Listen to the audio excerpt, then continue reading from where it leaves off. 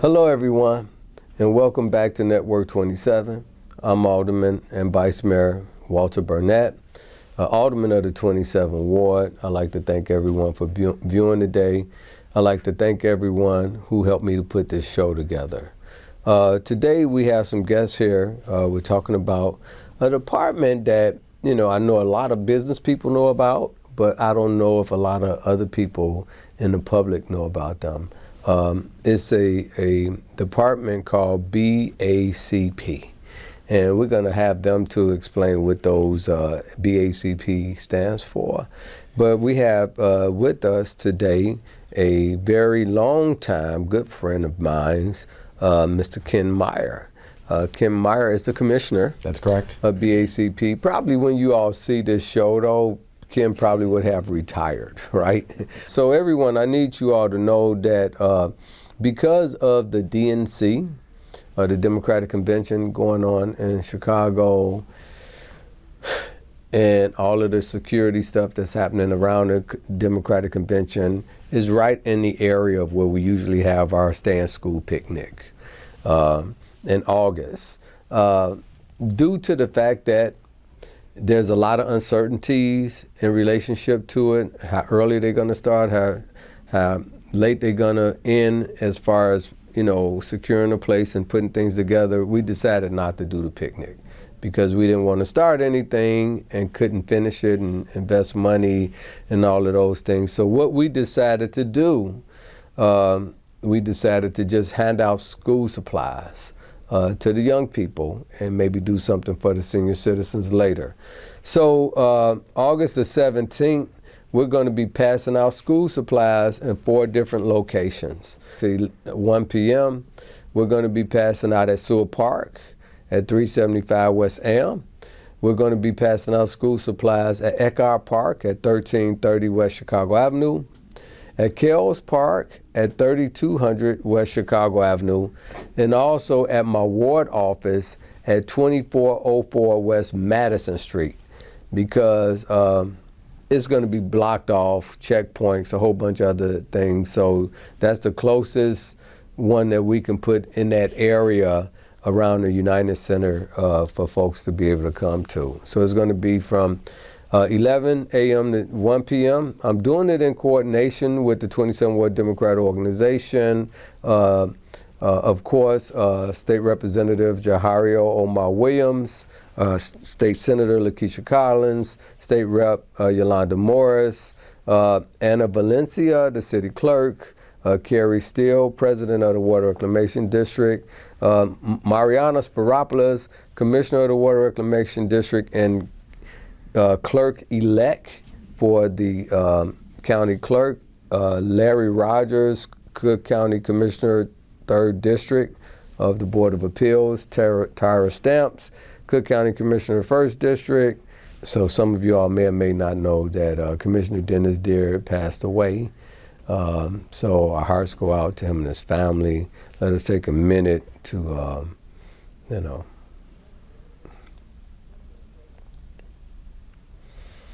Amen. Dennis is a great man, very profound, very positive, very motivating, a great public servant. Our hearts go out to him and his family. We're so sorry about his loss. But all of us are going to be doing this together. We will be passing out flyers in the community. Hopefully your kids can come by and get some school supplies. As far as the bike giveaway that we do every year at the picnic, we're still going to be doing that this year, but we may be doing it over in the Fulton Market. We'll let everyone know about that. Definitely, if you come trying to get a bike, you need to make sure you bring a vehicle or something in order to help your kids to take the bike away. So we'll put that out there to the community once that gets settled, because they're doing a bike race now. Everyone from the bike race donate bikes, and they doing a bike race over in the Fulton Market. So that's where we're going to pass out the bikes at, and we'll let you know more details about that later. So today, ladies and gentlemen, as I said, we have the Office of BACP, Commissioner Ken Meyers.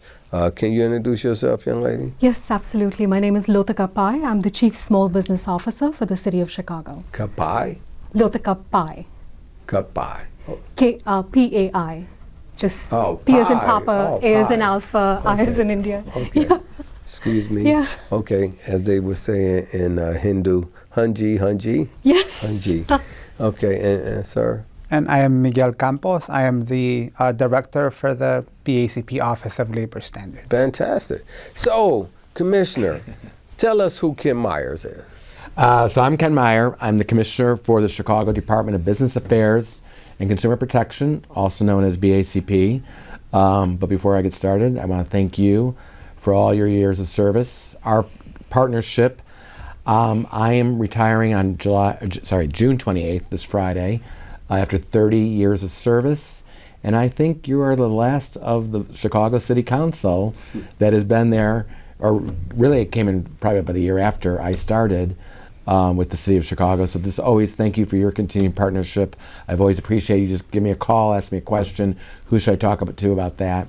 And I always appreciate that. So, and boy, the residents of 27th Ward are very, very lucky to have you. And it's great that you have this type of show. But to answer your question, so Ken Meyer, so I did start in 1994 with the Department of General Services, which today is AIS. I told then my hiring commissioner at the time, Commissioner Reyes, Ben Reyes, I said, I don't know if the city government thing's really for me. I said, I'll give it a year. You know, he's like, come on, just come on in. You're gonna love this commissioner's office. It's busy. No 2 days are ever the same. But so I agreed, and I said, okay, I'll give you a year. And I remember walking into that commissioner's office the very first day.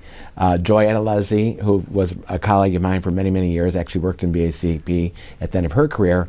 She was in the commissioner's office, and the phones are ringing off the hook, and she's like, pick up a phone. So I pick up the phone, commissioner's office, and the Woodson Library in the south side of Chicago is flooding. So I'm like, hang on real quick. And I'm like, there's a library flooding. And the next call was a commissioner at the time when we had all the Crown Vic plates, and there's a flat tire. And it just kind of went on and went on. And I know Ben came in and said the first thing he wanted to do was create the Department of Fleet. He didn't really want to have Fleet under that department at that time. Full circle, now it's back with the department. And then from there, I went on, I think a lot of folks may recognize me, because I went on to work in the mayor's office for 13 and a half years. And at that time, it was Mayor Daley. Mayor Daley, and then Mayor Emanuel stayed on when he first got elected as well for a brief period before I moved on. So in 13 and a half years, I worked in the Office of Intergovernmental Affairs in Mayor Daley's office, and that's really where I kind of worked very closely, more on the government affairs side with alders, really kind of helped them out on the government affairs side of things. We always had some great attorneys who worked on legislation with the various committees and various alders. And, you know, from time to time, you know, I've worked now for 4 mayors, and it's always interesting when the folks in the mayor's office say, how did you do this for 13 years? Like, and I'm sure people ask you the same thing.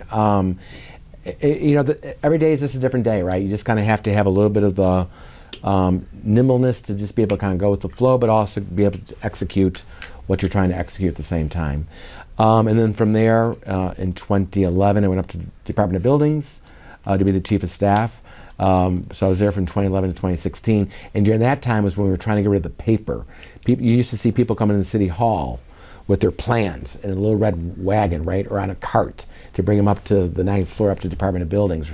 And so it took us a couple years, but we finally got the electronic plan review, which now is kind of the way most Department of Buildings across the country run.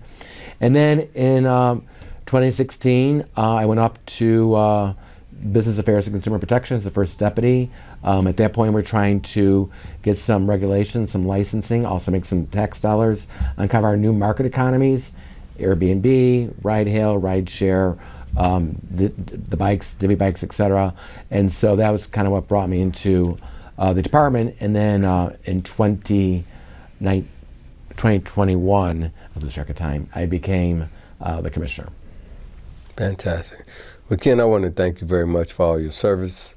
Thank you for everything you've done for me and my ward. And I know many other aldermen who some may not be here, most of them aren't here now, but you were actually the get it done person, the no nonsense person in Daley's office when you was working for the mayor. Everyone knew if you wanted something done, go to Ken Meyer. He'd get it done. He don't mess around. He take care of business. You've been very efficient. People know when they deal with you, they get what they get, right? It's no, nothing is sugar-coated. It's always straight up. And you tell people in a minute, no, you can't do that. No, that won't happen, you know, and but you tell people when they can do something, or I see what I can do, right? So I just want to say, man, thank you for being around. Yeah, we're the last of the Mohegans around here, Ken. But it's been a pleasure working with you. Thank you, man. I appreciate it. It's only a few of us left. I think me, you, Rosa, maybe Jamie Reed, yeah. Patrick Kovac. Yeah, not a lot of us, Steve but a few of us who've been around for about 30 years. Yeah. But God bless you, man. Thank you. You doing it on your own, doing it your way. Thank you. So that's good, and I'm sure, I know, I couldn't imagine you just retiring and not doing anything.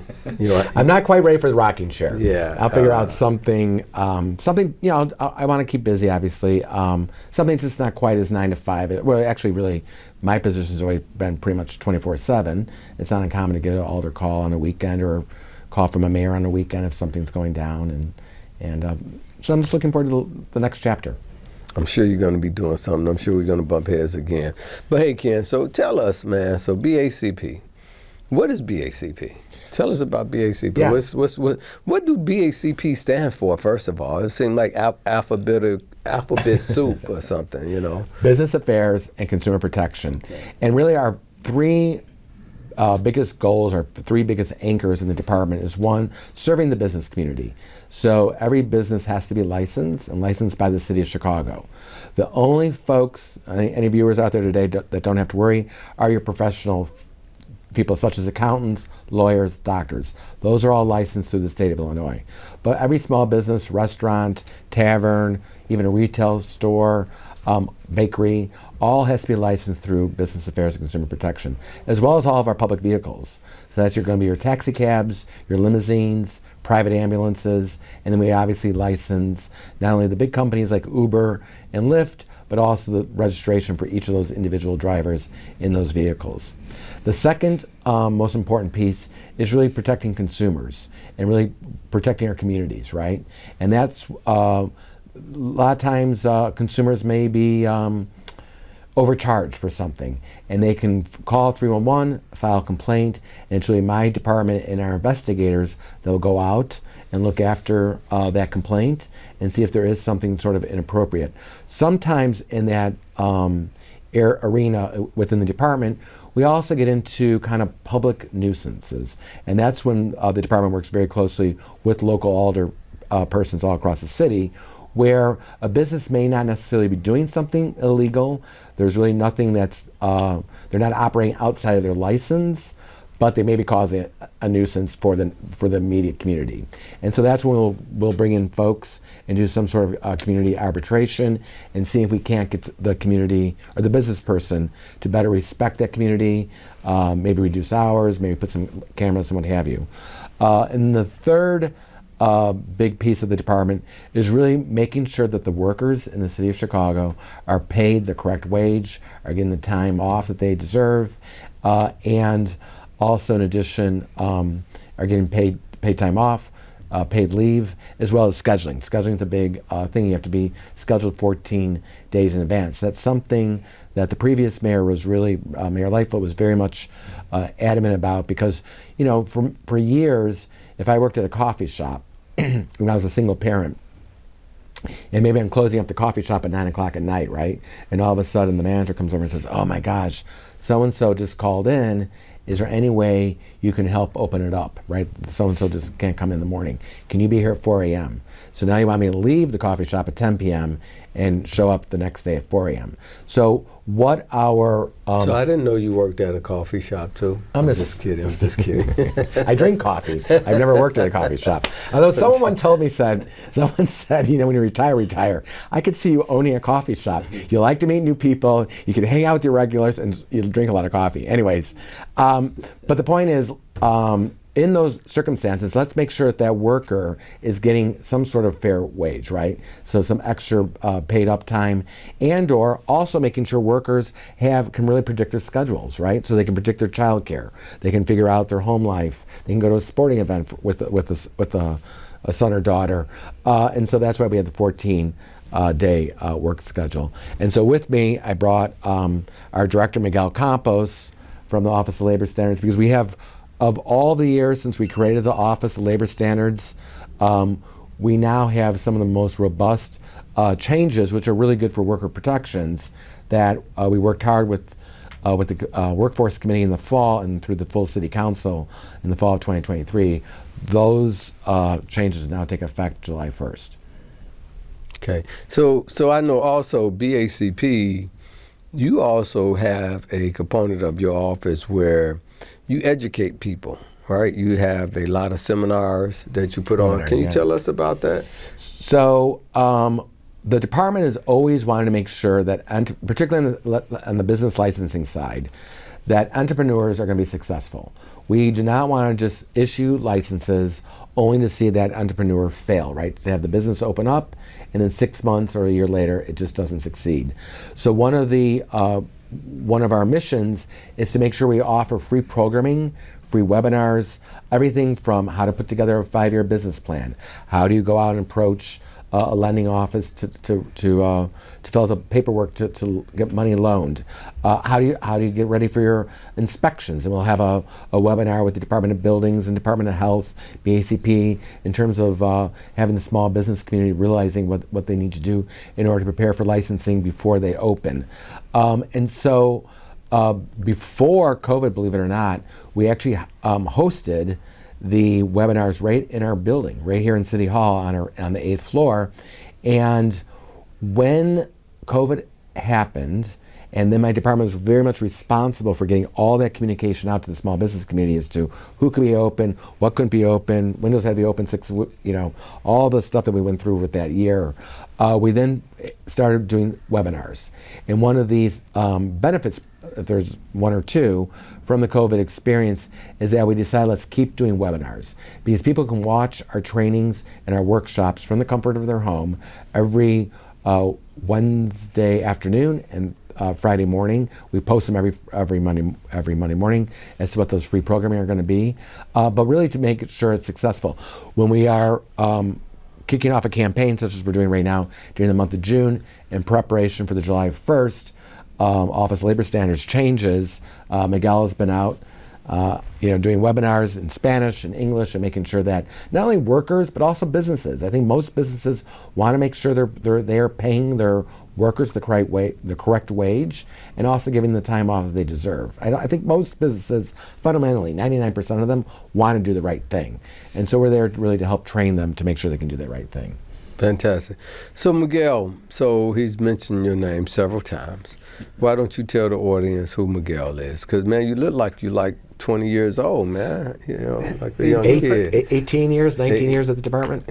Thank you for the compliment. Yeah, I've been with the department 18 years. 18 years. A little older than 25, but thank you for the compliments. I'm Miguel Campos. I'm the director for the Office of Labor Standards. And as Commissioner Meyers stated, one of the foundational pieces of the department is to provide resources and protection for our workforce. So I know Commissioner Meyer mentioned July 1st, which is this coming Monday, and I realize we're pre-taping. Right. So this information will be useful after the changes come into effect. People can look at their paychecks and make sure that the new protections that City Council has passed are showing up. So to start off with, minimum wage is increasing on July 1st. So the minimum wage in the city will increase to $16.20. $16.20? Wow, Yes. That's pretty good. So what's that a year? That's over $30,000 a year, huh? Yeah, If you did a 40 over. hour. Yeah, and your average full-time 40 hours a week. The city is eliminating the tipped wage credit over the next 5 years. So that first step is happening this July 1st.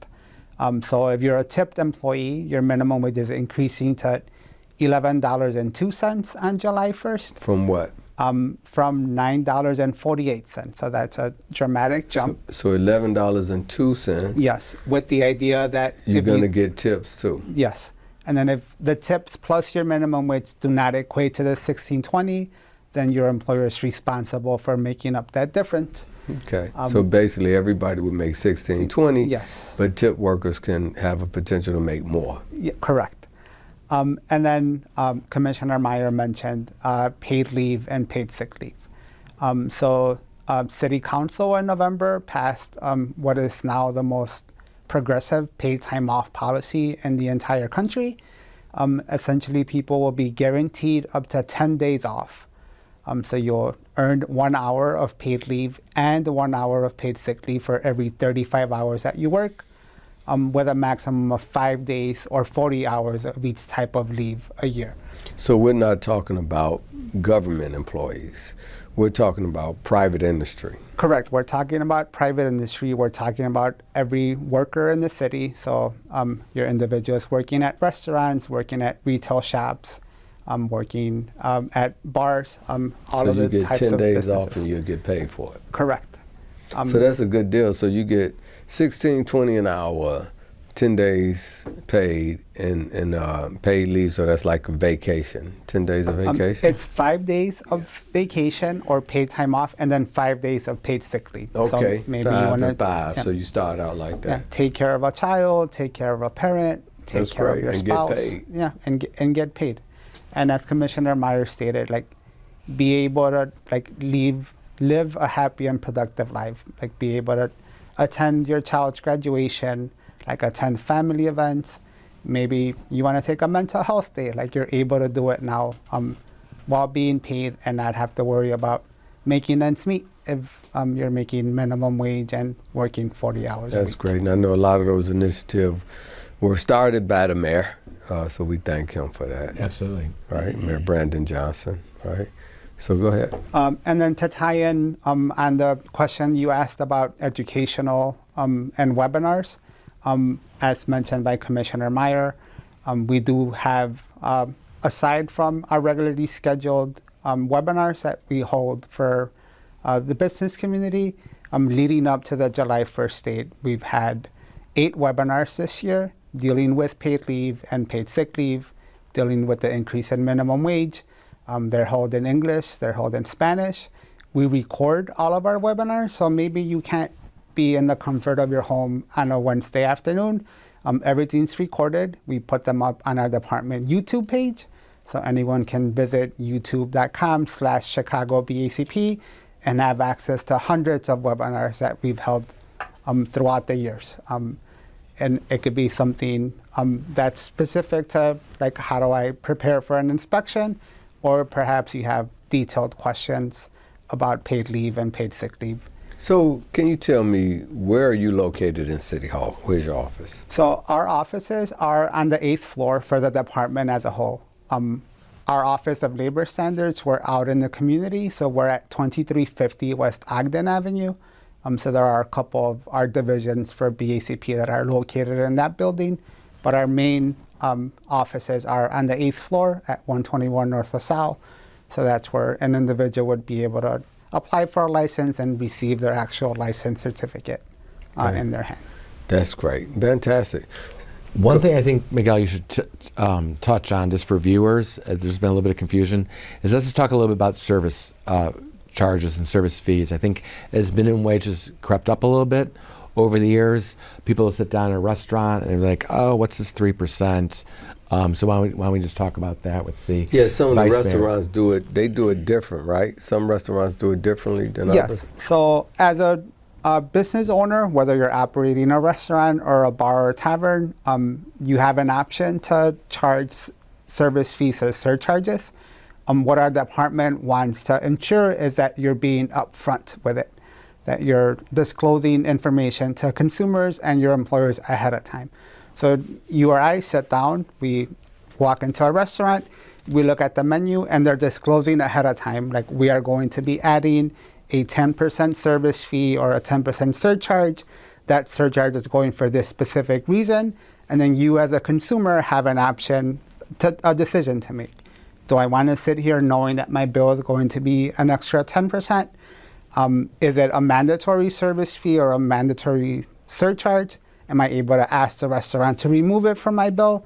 So we are interested in someone being upfront, and yeah, they're able to make your own decision. It's not going to shock you. Where does the service charge go? Do that go in place of the tips or what?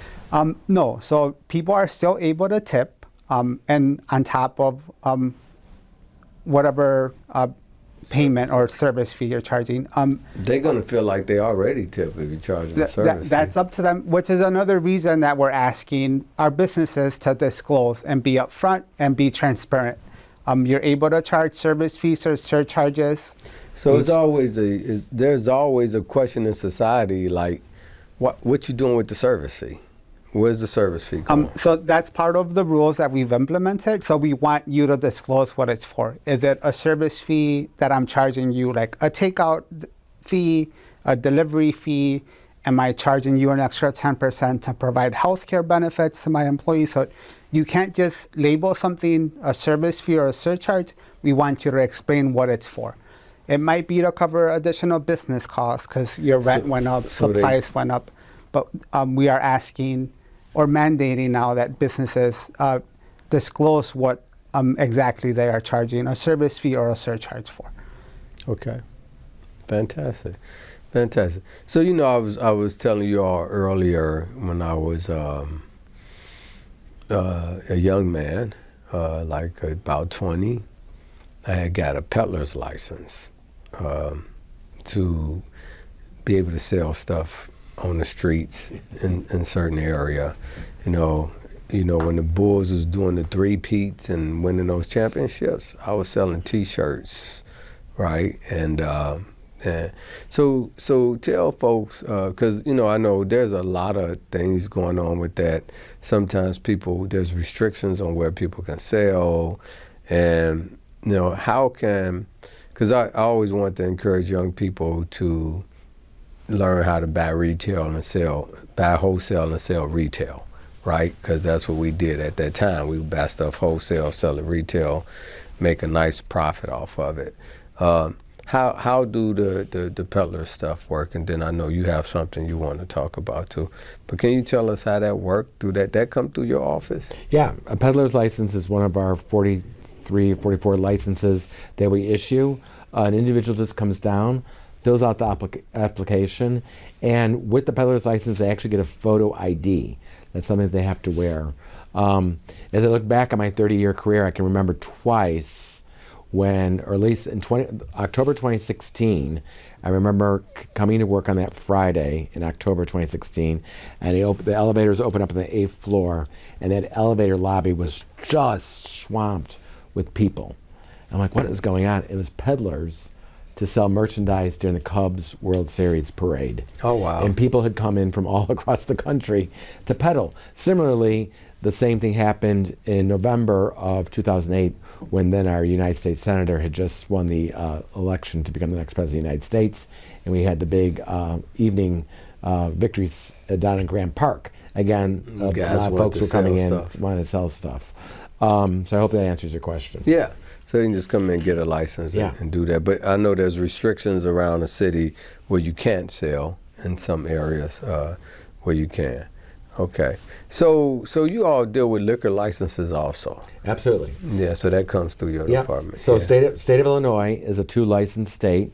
Every liquor establishment has to have both the state of Illinois license as well as in the city of Chicago, as well as the city of Chicago license. And so the local liquor control commissioner, Shannon Trotter, is in business affairs and consumer protection. She has a very nice team, what we call kind of our hospitality business consultants, who kind of help shepherd the applicants through that licensing process.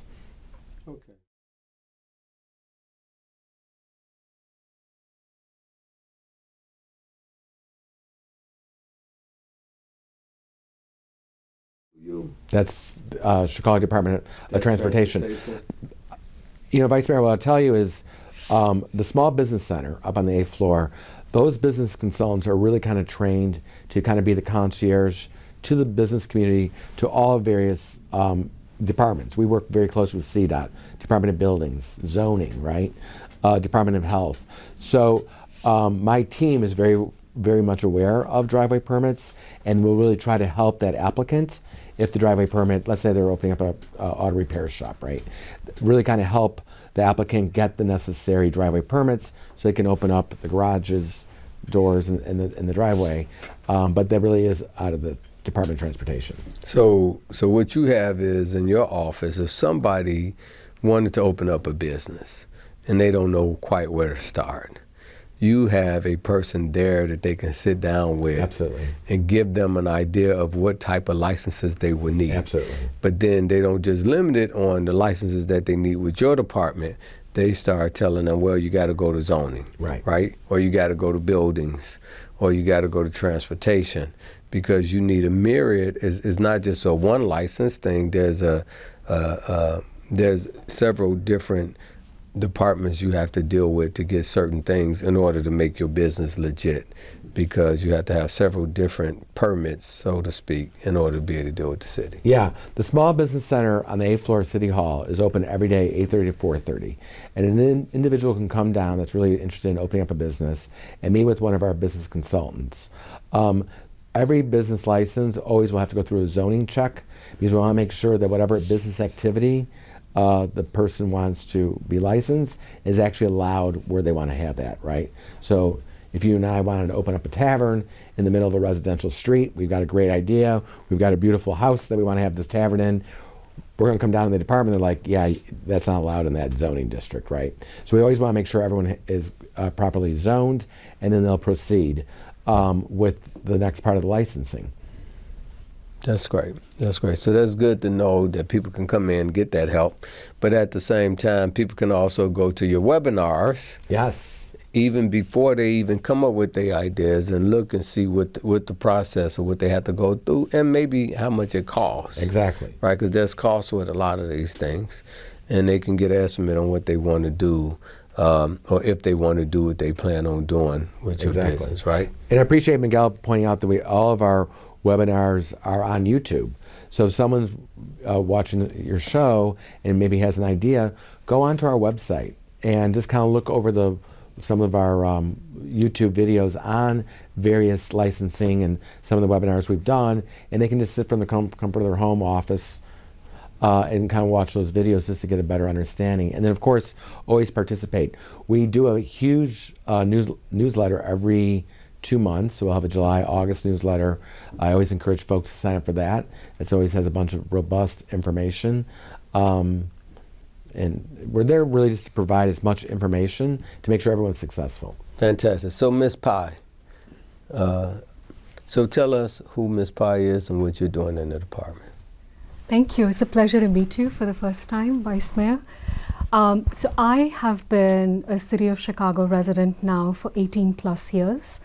I moved here for grad school, moved into the finance industry, so I was an investment banker for a number of years. Then I started a business. I was a small business owner. I grew it, scaled it, raised capital for it, took it international, and then exited in 2019. So a lot of small business experience and really understand what it takes to start a business, the challenges small business owners face, whether it's regulatory, whether it's supply chain, dealing with inflation issues. So really good sense of what it takes to build, grow, and scale a business. And then after that, I moved into economic development. And I've been working with the University of Chicago's Office of Civic Responsibility on a volunteer basis for a number of years. And then after that, I started with the Women's Business Development Center here in Chicago, and started really during COVID. So started 6 months before COVID, and was responsible for dispersing close to $250 million to over 9,000 small businesses across the state of Illinois. And I learned a lot during that process. So I'm actually very grateful to be in this role at the city, where it's an advocacy role housed within a regulatory department for small businesses. And what I learned during all my years in economic development was business owners, they need to know first about the resources that are available to them. So awareness is a big issue. You don't know what you don't know. So what I'm really grateful for is the neighborhood business development, the NBDC program that the BACP department houses and runs, which is our boots on the ground in different neighborhoods across the city. So these are not-for-profit organizations, business development organizations. These are chambers of commerce that we work with to disseminate information. So when we have new programs coming out, when there are resources available, when there are grant programs being launched, we rely on our partners in the neighborhoods to create awareness about them with local businesses. So awareness is a big issue. When we did the grants disbursement, one of the things I found out very quickly, I'm very data driven. So in the first 6 months of COVID, the people who needed the money the most were the least, they weren't aware of it first. And then when they became aware that all these resources were being made available by the federal government, first with the CARES Act and then with the ARPA money, they weren't prepared to access it. So how do we bridge that gap between awareness and then preparedness? So first, our goal really is get businesses aware of what resources are available to them through various city departments, and very specifically for small businesses is what we work with at BACP. And then once they're aware and they know what those programs are, how can we help them get prepared to access it? So we have trained the trainer models. We work with our NBDCs to educate them on how these businesses should be thinking about these grant programs, what are the eligibility requirements. They know the businesses in their corridors really well. So they work with them then to get them prepared to access those resources. And I think preparedness is also such a big role in businesses being able to access capital. It takes money to make money often, and what we find is, especially in the past 2 years, we've had 2 systemic bank failures earlier in 2023, and as a result of that, there's been a lot of tightening of the credit curve, there's been a lot of regulation around banks and their lending. Money is tight, like small business owners are finding it very difficult to access capital, so how can we work with our NBDC partners to help these small businesses get bank ready? And sometimes it's credit building activities. Sometimes it's just helping them with their paperwork to be prepared when you first approach a banking partner for capital that you do need to grow your business. Like I always think of small businesses as your growth phase, your seed phase, where you're really looking at friends and family money. They put up their own capital to start the business. To start the equity. Yes. So you're thinking like a investment banker. But then, you really need money to grow your business. Without a and doubt. That's where debt plays such an important part. And there are so many CDFIs in community development financial organizations. What's a CDF? It's a community development financial institution which has really this mandate from the Treasury to work with small community-owned community businesses that are small businesses and provide them with capital, not using what I call credit scores as being the gatekeeper. Because during COVID, the situation was exacerbated and we had a lot of business owners whose personal credit was impacted. And for small business owners, personal credit and business credit is very closely interlinked. So we rely on our partners like in your neighborhood, Allies for Community Business, like we really rely on them to provide this alternative source of funding to small business owners in Chicago so that they can really think about growing and scaling their business. And then we have these wraparound services. If they need help with marketing, we have seminars. We have all of that at BACP? Yes. Oh my God. We do outreach and education. We have 1 webinar a week. We have Chibas chats. Again, awareness. You also try to help them to gain funding. So Yes. you take them to Allied, and which used to be, what was Allied name? It used to be called Axion, yes. Axion. Big rebranding. Yeah, they right on Kedzie and Yes. Lake Street. Yes, with the hatchery. With the hatchery, Yeah. right, fantastic. So, what's her name over there? What's his name? Used to work for planning, runs it now. Brad McConnell? Brad McConnell. Yes, Brad, Yeah, yes. Brad, yeah. So thank you very much. is great to see a big business person, I shouldn't say big, but a person that come from big business to be working with our small businesses in our community. So you were an investment banker. Who were you an investment banker for? I was with Wells Fargo. I was with Lehman Brothers. I was there at Lehman Brothers when the fall happened in 2008. After that, I was with Barclays Capital, the British Okay, bank. with Barclays. Yeah. Okay, British. So what's her name was that Lehman's brother when they went out too, who used to be our chief financial officer. Don't worry about it. But anyway, so you was an investment banker. So you saw how big businesses came and how they had to come before you all to try to get money after they had their equity, and then they had to try to get, so first they got to get the entitlement money, then they had to get the equity. So they came to you guys to get equity, and so you had to see all of their business plans and how they were able to do anything before y'all would give them a dime, right? And you all were probably more strict than the banks were at that time. So you got to see it from that perspective, from the big business perspective, and then you started your own business, right? So then you got to see what businesses who came before you, what they had to do. It's really hard. It's hard, It's right? really hard. So then you probably thought about, man, we were hard on those folks when. I mean, big businesses. Because you was looking at it from another perspective. So Yes. first you were the giver, now you the asker. Yes. And so you got to see how they had to do their business plans and all these things they had to put in place, but going through the bureaucracy of dealing with government, right?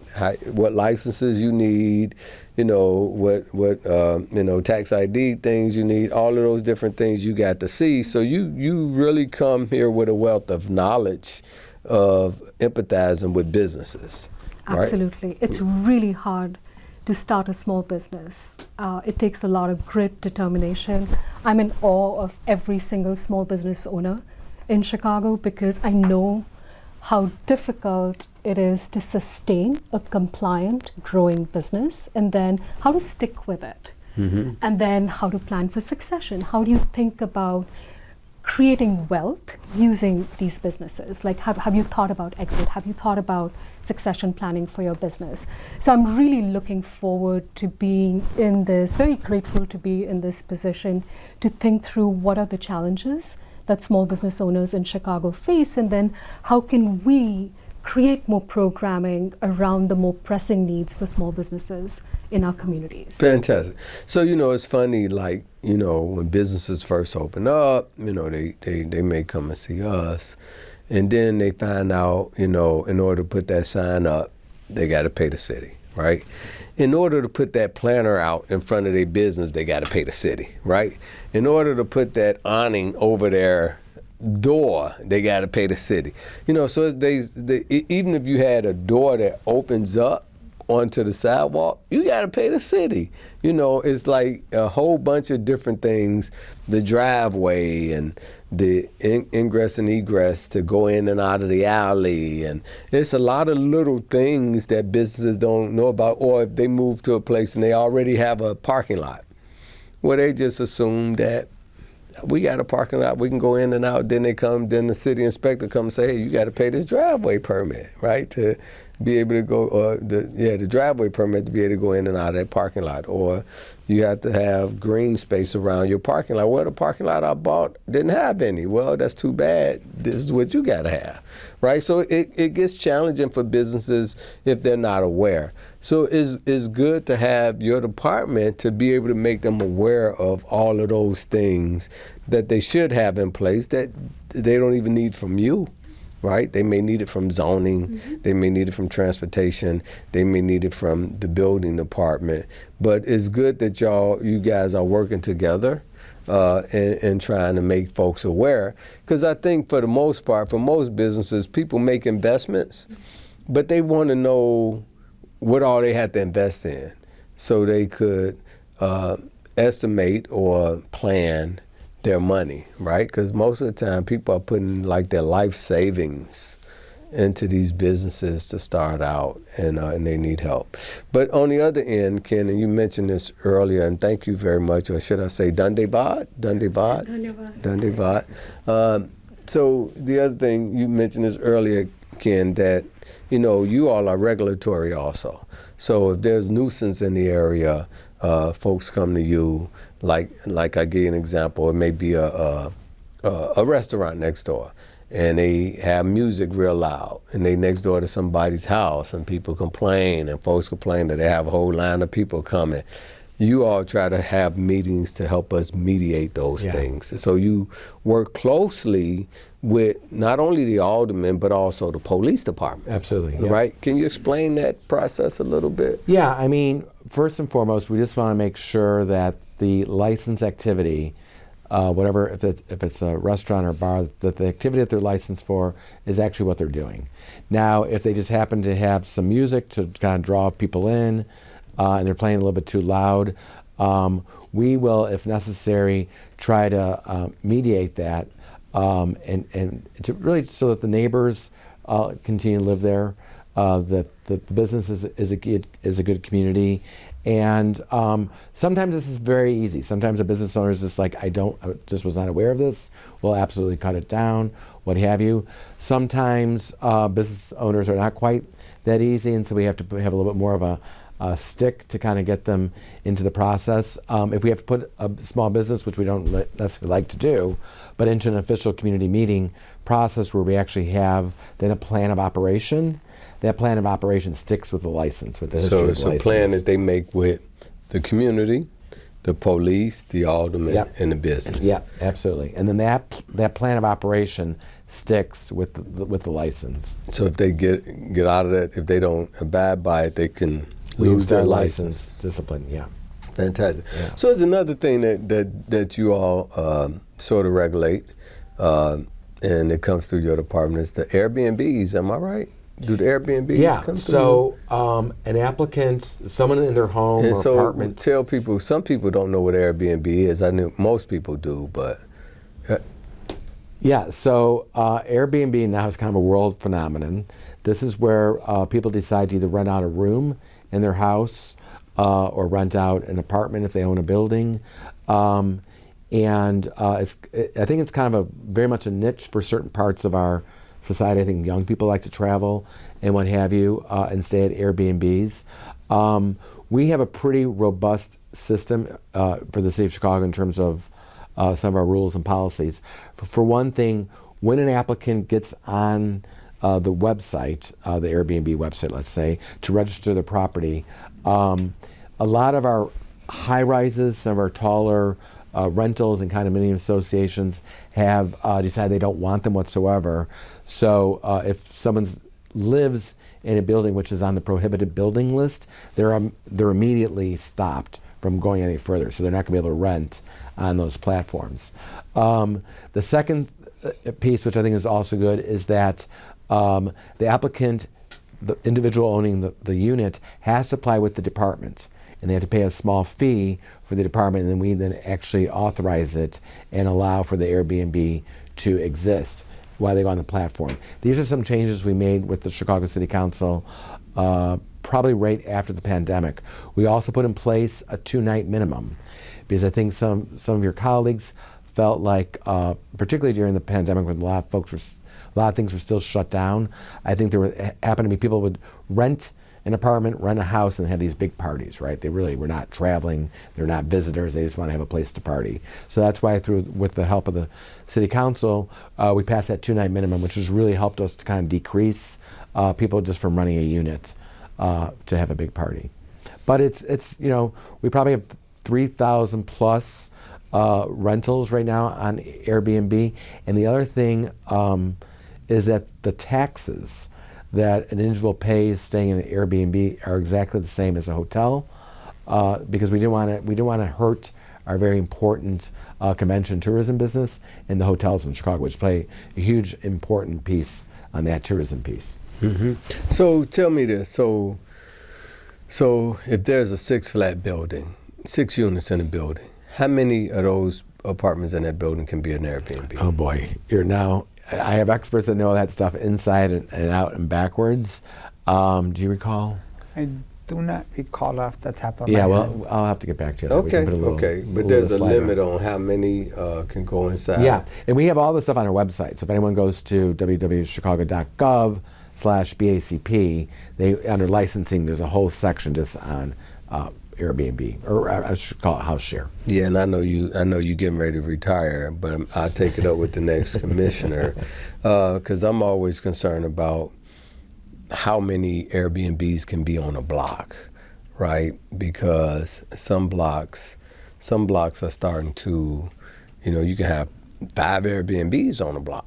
You're talking about single-family homes? Yeah, single-family So- homes. How many single-family homes can have Airbnbs on a block? So, Could the whole block have Airbnbs? oh sure, but the alder person can also go out and have 25% of those registered voters Yeah, sign to a vote petition to vote it, Yeah. kind of voted dry Right. on Airbnbs. Exactly. But I don't think aldermen want to do that. Some aldermen don't want to do that. I think we got to figure out an option of how many can be on a block, right? You don't want to have 20 Airbnbs on a block and there's one person who live there permanently and you got everybody else on the block who don't live there. You know what I'm saying? Yeah. And you got some blocks It's like a tricky public policy because ultimately you are talking about people's homes, their private homes, Right. homes they own, and what they can and cannot do on it. So Yeah. that's something we will continue, even after my departure, to have further discussions with you. Well, who on that. knows? You may go work for Airbnb. We never know. But anyway, that's another thing. So Ken, I just want to thank you for all your service. I really think your department is very important for the city of Chicago. The faster we can expedite businesses being able to get their licenses have an effect on how many businesses come in the community. Small businesses are the foundation of our city. There's more people who work for small businesses than anyone else in this city. Small businesses are the biggest employers in the city of Chicago, whether people know it or not. And we need to try to do everything we can to keep businesses coming, right? But also, help businesses to stay in the city of Chicago.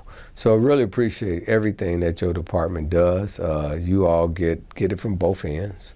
You get it from helping folks, and you get it from disciplining people too, exactly. Right? So you get to do both things. But appreciate everything you all do. How many people work in your department? We have a budgeted payroll of 215 employees.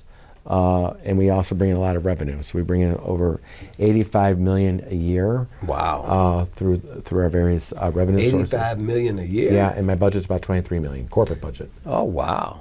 That's fantastic. 85, that's a very important department. And it's very important to keep these businesses coming in. And that's also not including, the taxes. I mean, one of the things I always tell my colleagues in the department is, let's try to get those business licenses out. Because when we get to your point, when we get a license and a business opening up, that's jobs for the community, right? That's additional taxes coming to the city of Chicago right away. And I always train our business consultants, the folks who are meeting with individuals who want to open up a business, is help them out, right? Help them figure out what they need to all your permitting and licensing, from the awning to the signage to the sidewalk cafe. Help them out. Look, if they're a restaurant, they're really focused on what are we going to put on the 4th of July weekend menu, right? Are we going to have barbecue? We got to come up with a new barbecue sauce. Are we going to have, what kind of pie do we want to have? Let them focus on what their business activity is. And my team is really there to help them get through as you said, the bureaucracy, but really kind of help them get through sometimes complicated processes. $85 million. I can't get that out of my head. That's great. So we only got a few minutes left. So I just want to say thank you, Ken. You're welcome. You're very welcome. Thank you for all your service for the city of Chicago. You've been great for the city, man. Thank you. To be honest, I think it's going to be a loss for you not to be here. But we really appreciate everything you've done. So I want to thank you. I also want to thank you for coming on to the show. Thank you for informing the people. If folks want to get more information on your department, where do they go? www.cityofchicago.gov/BACP.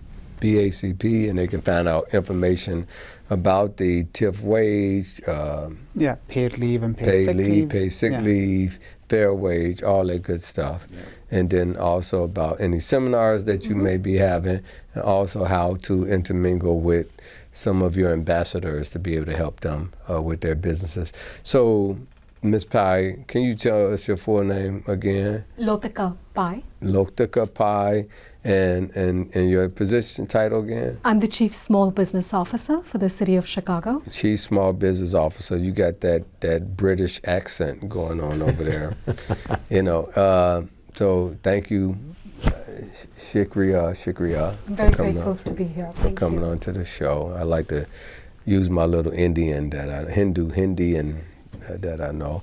And Campos? Yes, Miguel Campos. Miguel Campos. And what's your title again? I am the director for the Office of Labor Standards with the Department of Business Affairs and Consumer Protection. Okay, muchas gracias. De nada. And we did not touch too much on the taxi emblems. I don't know if those still going on, and or the